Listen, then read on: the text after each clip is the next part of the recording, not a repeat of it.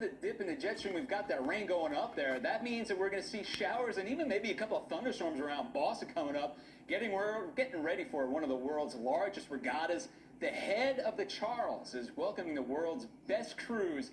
Their teams, all of them, coming up to Boston this weekend. It attracts over 11,000 athletes from around the world and thousands of spectators. Rowers will navigate a 3-mile race right up the Charles River. And we've got Brack Baker, managing director for the head of the Charles Regatta, with us. We're also joined by Kevin Immerman, who's competing in the race for the 5th straight time. Thanks, you guys, for joining us. And Brack, let's start with you guys. Boston has already had weekend after weekend of rain and storms and just a lot of wind. It's in store again this week. Is that going to change that race at all? You know, the hope is it won't. We've got one of the big things, our competitors, and Kevin knows this being one of them, is it's an outdoor sport. We ask our athletes to come to be ready to prepared for any conditions. Our number one focus, of course, is the safety of our athletes, and heavy winds, as you were just talking about, potential, thunder, lightning are issues that we're well aware of, and we've got people monitoring them. But the hope is we're going to go off without a hitch, and the only damp part will be for our spectators on the shore banks. No, you got that right. Kevin, how does that rain change your preparations? I mean, you knew this rain was going to come in, right? Does it bring an extra challenge to you?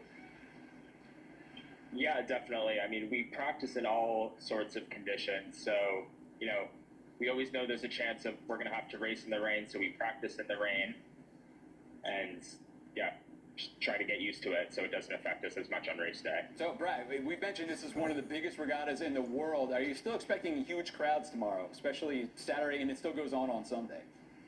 Yeah, so, you mentioned it when you were opening. We'll have close to 12,000 athletes. Our spectator numbers can hit hundreds of thousands in the course of the whole weekend. A lot of that will be supporters, parents, friends, those types of spectators will be here.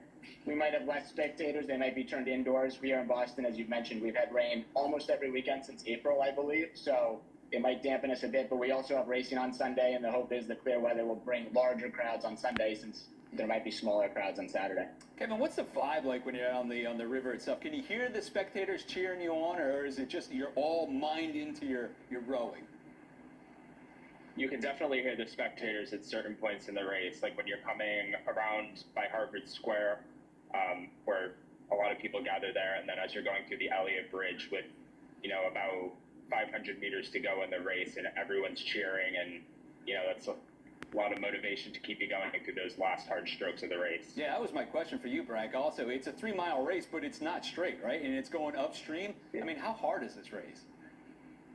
It's one of the toughest races that there is in Rhode Island. I'm a coxswain, so I'm one of the guys who steers the boats in the back, and it's considered sort of what we would describe as the Formula One of racing in the rowing world. We have 5 major bends, one of which is almost 180 degrees, that Elliott Bridge turn that Kevin was just referencing.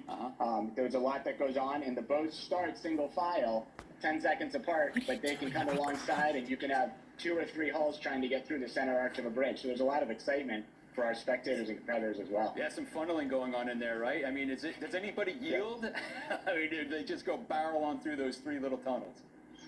It's a little bit of a game of chicken. We do have penalties that are given if people are a little too aggressive, and obviously stopping rowing from a collision is not beneficial to anybody, but it happens. So whoever blinks first might be the crew that loses out on the win in the long run. That's so fun. We wish I could go up there to watch it. Managing Director Brack Baker and competitor Kevin Immerman, good luck to you guys tomorrow. Even though it's going to be rainy and windy, I know you guys are going to have a lot of fun. Thanks for joining us. Thank you. Thanks so much. Hey.